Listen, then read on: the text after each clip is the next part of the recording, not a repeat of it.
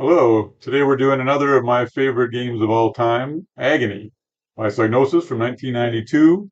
In my mind, the most beautiful game of the entire 16-bit era.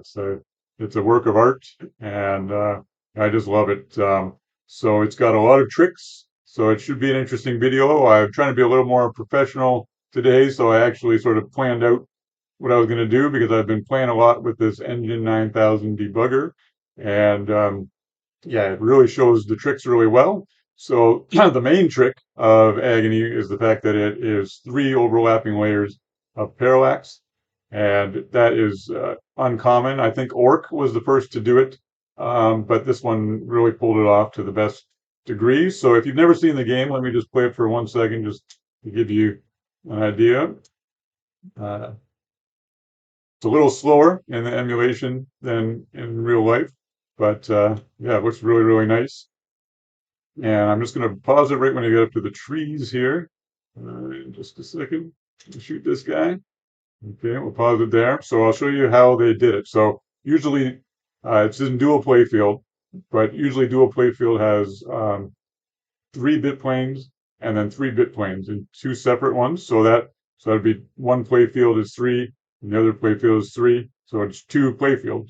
But this time what they did is they took the 3 normally, and so there's one, the front layer is just normal, and then they broke the back 3 into two pieces. So there's 2-bit planes, and then there's 1-bit plane. So to show how all that works, let's take a look. So if we want to do the foreground, we'll take the bit planes off, and there that just leaves the sprites and the copper in the background. So let's see, we'll go up, we'll go 0, 2, and 4. So there you go. That is your foreground, which is 7 colors, 3-bit planes. So we'll play just for a second like that, and you can see you don't have the middle ground or the background. You just have the foreground. So pause it there, and then so if you want to see just the middle ground,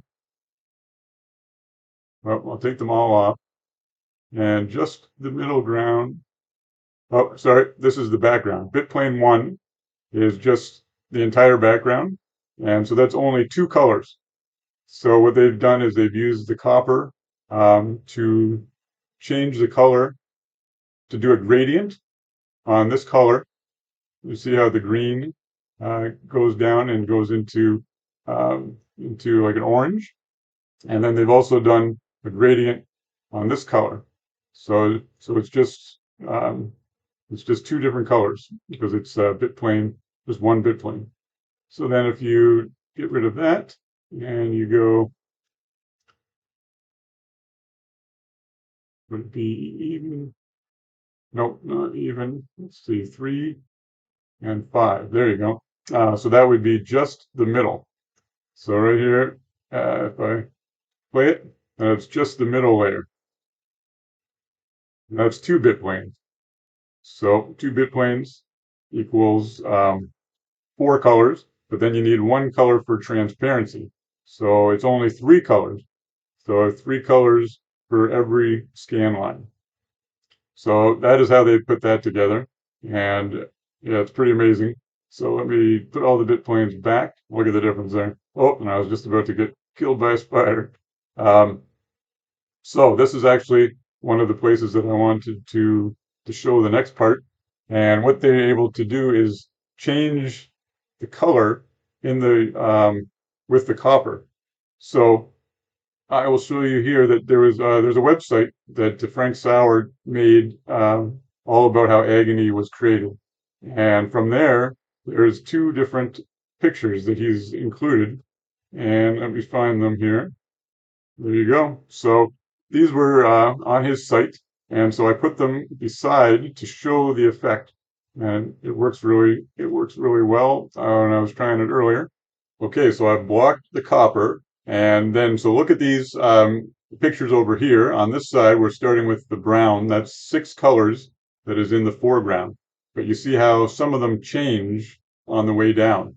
So each vertical strip represents one of the 6 colors, but they can change them with the copper on the way down. So this is for the foreground. So watch this as we bring the copper block down. You can see right now, you see that it's using all the greens for the entire screen. But as you bring it down farther, at one point you're going to see that it switches. You see the red there that comes on the boat? Right there. So the copper is able to switch the color. And then if you come down even more, you'll see right there. Sorry, right there, it changes. You see there's gold on the boat, the little rim. So right there, yeah, which corresponds to the side. Then we go and show the middle ground. So we'll get rid of all the bit planes and go to, number 2 and, oh, no, 3 and 5. There you go. So there's the middle. And so then there's the picture on the side, which is over in this area, has the 3 colors of the middle ground, and you'll see that they also change on the way down. So I will do the copper blocking again and demonstrate that. So if you start at the top, right now it's using all those same green colors. Right there, it switches, and you see there's just that new color is now used. And then if you come down even farther, right there, see how the rocks are now painted in the correct color because the copper changed them. So, and then if you go down a little more, right there, it switches the palette so that you have the water. So right there, you can do that with 3 colors. If you just switch them out at different scan lines, then you can get, that entire beautiful picture. So again, that's the power of the copper and the power of Amiga games.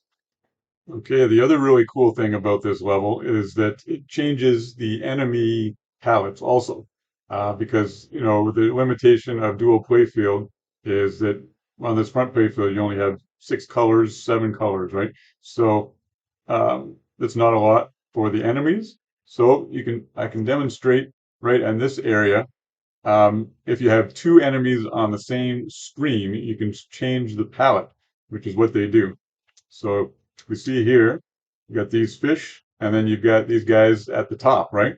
And they're obviously in different colors. So that's more colors there than are available in the palette. So what did they do to do this?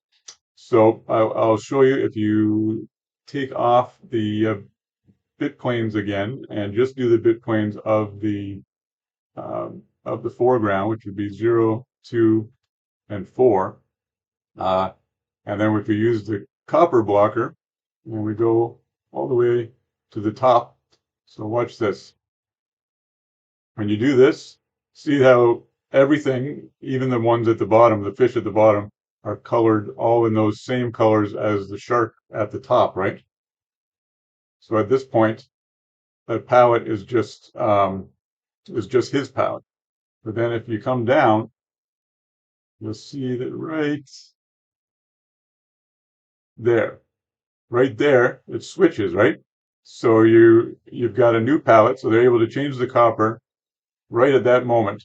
And so you think though, oh well, then when this shark guy comes down, then he's going to change colors, right? So they've thought of that too, right? So watch when I play it, what happens with the shark guy.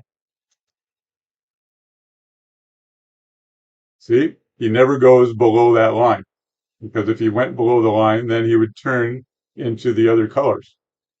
Now they do actually make the mistake, or maybe they wanted to, but in later levels, in level 3, even the boss changes color like that on a copper line, and some of the enemies.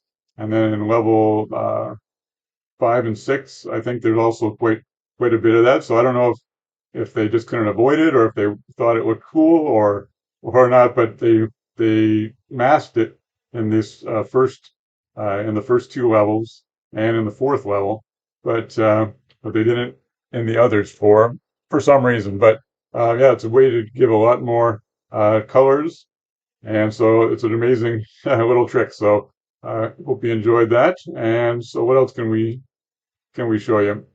Well, how about the sprites? So everything that you see, let's see, I'll take off all the bit planes, and that's so it just shows the sprites. So there you've got the beautiful owl, and then you've got the enemy bullet, which would be three colors. Okay, so then we'll just break them down one by one here. Let's see, take them all off, and then you got half of the back of the owl, and then the full with they're attached, those two sprites, so that would be 15 color and 16 pixels across. And then if you go to sprite number 2, then you got the front half, and then if you put them all together, then you've got 32 pixels, so two 16 pixel vertical strips and all 15 colors because they're attached, so it uses four of them. So we'll get rid of that, and then you see the bullet right there is sprite number 5, which is only three colors. So all the bullets are sprites. Okay, the rain is also sprite, so it's not present right now, the rain. So let me put everything back on, and I'll go back to my save state, and rain should be back there. There it is. So if we take the bit planes off, boom, there's the rain. Take the sprites off, so we'll find where it is. Which sprites are the rain? There you go. Sprite 6 and Sprite 7. So two different sprites. So they're able to have two per scan line. And yeah, so they vertically multiplex these sprites. And also, I think his shots are also sprites. So let me take a shot here. I'll pause it. And so yes, so if I take sprites off, that is a sprite. And what number is it? There you go. It is sprite number 4. And the cool way that they do that, when you get the bigger shots, they're still 16 pixels across, but they're just higher. So like they make sure that it's only 16 pixels. Now I think when they get the really big shots, then they may make this two sprites, and it'll be 32 pixels, but it still stays as three color. So yeah, and the other thing that it sprites, which is kind of cool, is hold on, let me put the bit planes back on. There you go. So when you want to get your spells, this also is all sprites, and it's a new screen, and there's no owl, so they're able to use a new palette. They switch the palette because you'll notice that there's reds and stuff here that you didn't see in the other palette. So let's go and see each sprite at a time. So there you've got the arrow, and it's a 16 color attached, and then there's two attached again, and then two attached for the one half of the spells, and then two attached for the other half. So it uses all 8 sprites for that. So the sprite use is they've maxed it out for the whole game. And then when you're using the actual spells, then those are also sprites. And I think I could show you the sword here. Just hold on one sec.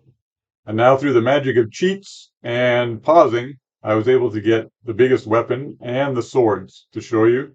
And those are also all sprites. So if we get rid of that, and here we'll get rid of all the bit planes to make it easier. And there is, see, there's the sword and the owl. So you'll see that there are 4 sprites, but it's part of the same sprite as the owl or the sword because it's 16 pixel vertical strips all the way up the screen that you can have for sprites. So there's 2 of them, So that's 2 attached, so 4 altogether to get the 15 colors. But you'll see that if you made a line that went down there and it went down there, you got 32 pixels, and they're all the same sprite in the same column. And then if you get rid of those, and yeah, there's a bigger shot. And again, it's just one sprite because it's 16 pixels. I think there is a bigger one, like I'm saying, that may have the an additional part on it when you get really, really powered up. But this one is bigger than the one that we showed earlier. And yeah, so this cheat doesn't give you the spell shots. So, but those are all also sprites because I've checked that before. So yeah, so that is pretty amazing. And now we can put on the blitter visualizer and see what is being blit. So put that on, and when we unpause it, it should work. There you go. So it's showing these big blits. Now I think it may have to do with something because it's got the 3 layers. Because I don't really think it's blitting in those strips like that. So, oh, and yeah, that's also a sprite too when he switches when he's dying like that. Um, so yeah, just maybe ignore the horizontal strips um, and just look at the little boxes around all the enemies. You see there's a box around that enemy and around the spider and everything.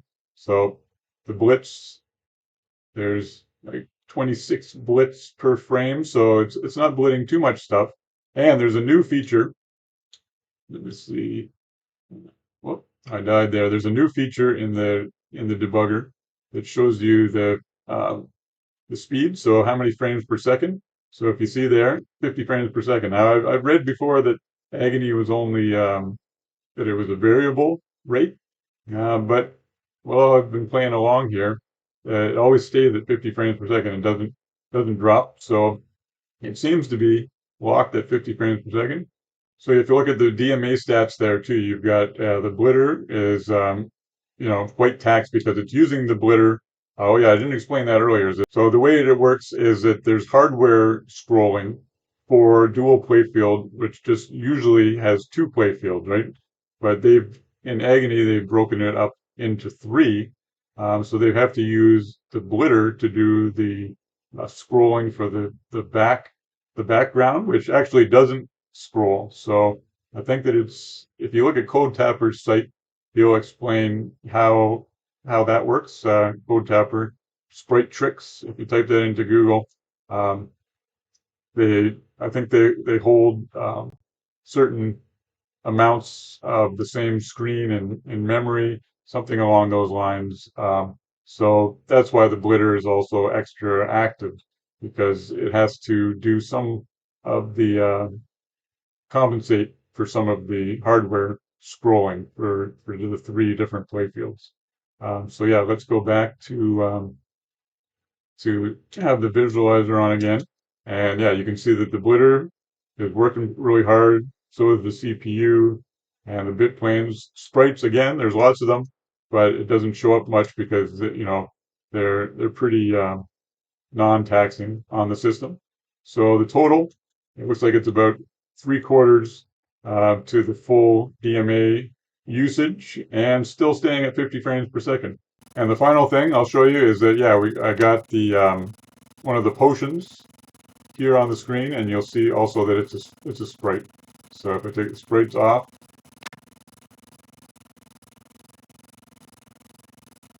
move this back over here, and take the sprites all off, you see it disappears, and let's try to find it. It is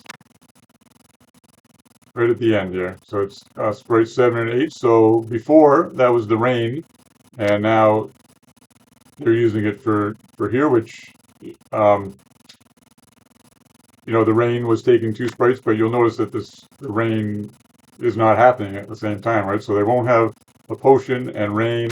So everything is calculated behind the scenes, but it's not something you would ever think of until you really broke it down in a situation like this. So that's what's so cool about games that that they're using the hardware and you know making the game around those restrictions. And that's why it's often hard to port from one system to another because every system has different ports. So ports are tougher than making um, original games. And the last thing that I'll show you is the audio. Now again, it's always a little glitchy in the debugger here, but let's do the full audio.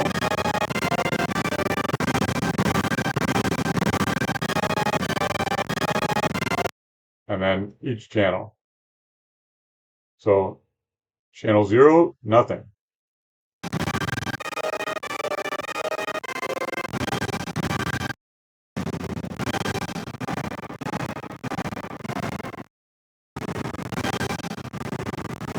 And all together.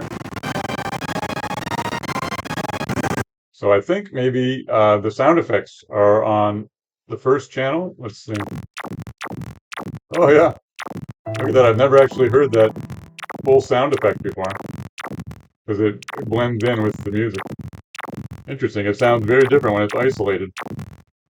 So yeah, so most games use the fourth channel for the sound effects, but this one uses the first. I don't know why, but there was probably a good reason. Because yeah, Yves Rolet was, if that's how I'm pronouncing it, is a real genius. So I think that is everything that we've seen. Now, if there's anything I forgot, let me know in the comments, and if there's any other games that you want me to look into, then feel free to comment. So thanks so much for watching. Till next time.